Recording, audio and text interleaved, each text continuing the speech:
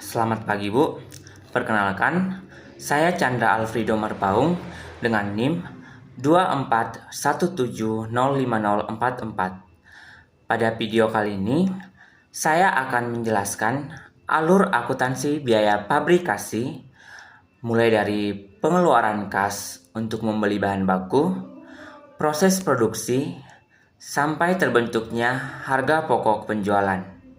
Nah, penjelasan ini akan saya sampaikan berdasarkan diagram berikut ini. Titik awal alur biaya akuntansi biayanya pada kas aktiva yang dapat disusutkan atau utang dagang aktual. Alur ini dimulai dari kas atau utang dagang aktual, yang artinya perusahaan mengeluarkan uang tunai atau berutang kepada pemasok untuk membeli bahan ataupun aktiva produksi.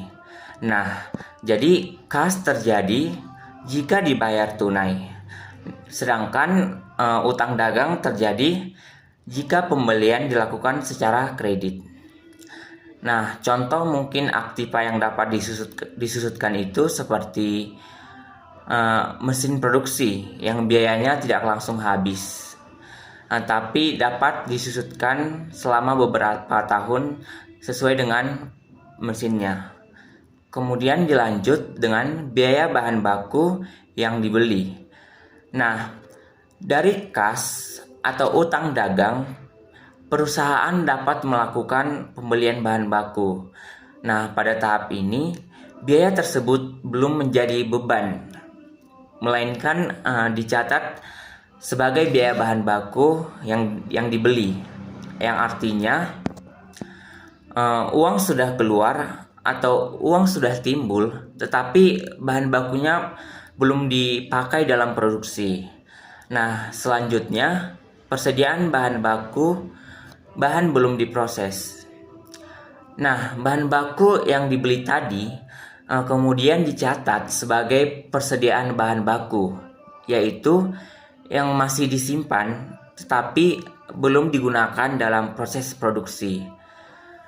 Intinya, selama masih di gudang, bahan baku belum memengaruhi laba karena masih berupa aset.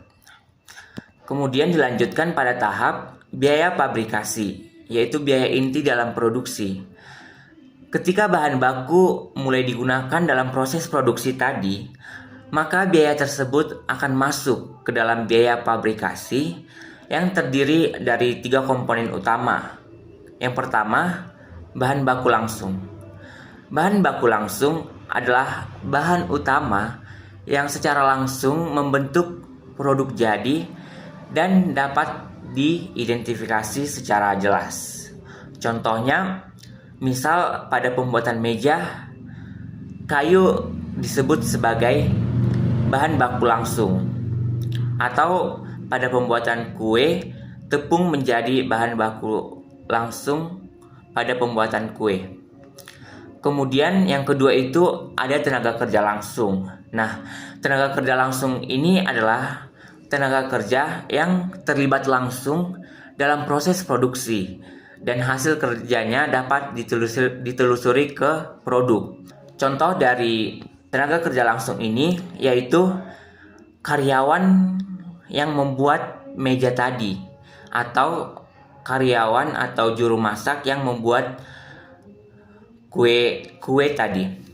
Kemudian yang ketiga, biaya overhead pabrik atau BOP.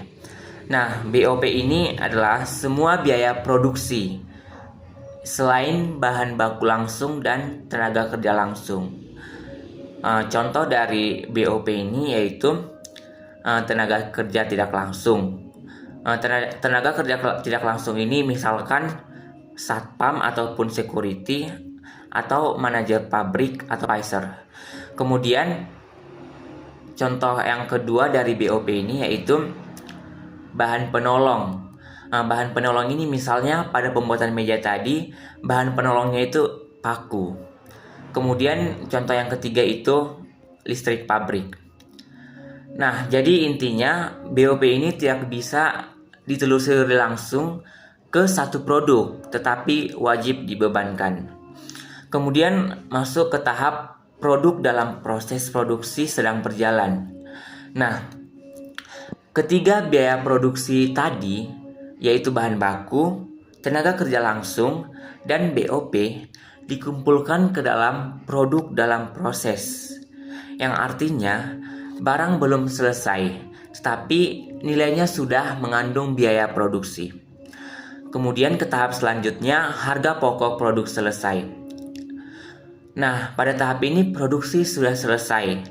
Setelah proses produksi selesai, biaya dalam proses akan dipindahkan menjadi harga pokok produk selesai.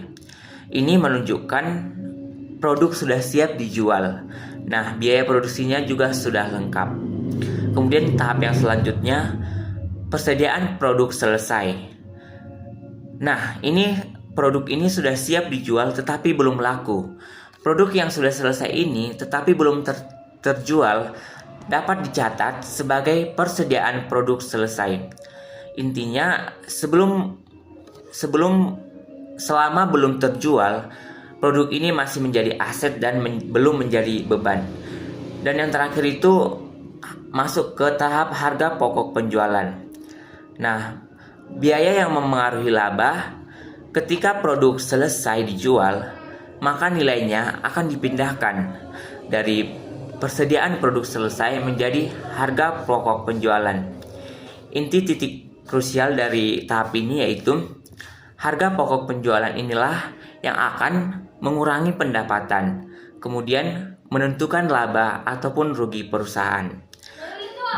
Dengan demikian, dapat disimpulkan bahwa alur biaya pabrikasi menunjukkan bahwa tidak semua pengeluaran langsung menjadi beban, melainkan melalui tahapan persediaan dan proses produksi hingga akhirnya diakui sebagai harga pokok penjualan.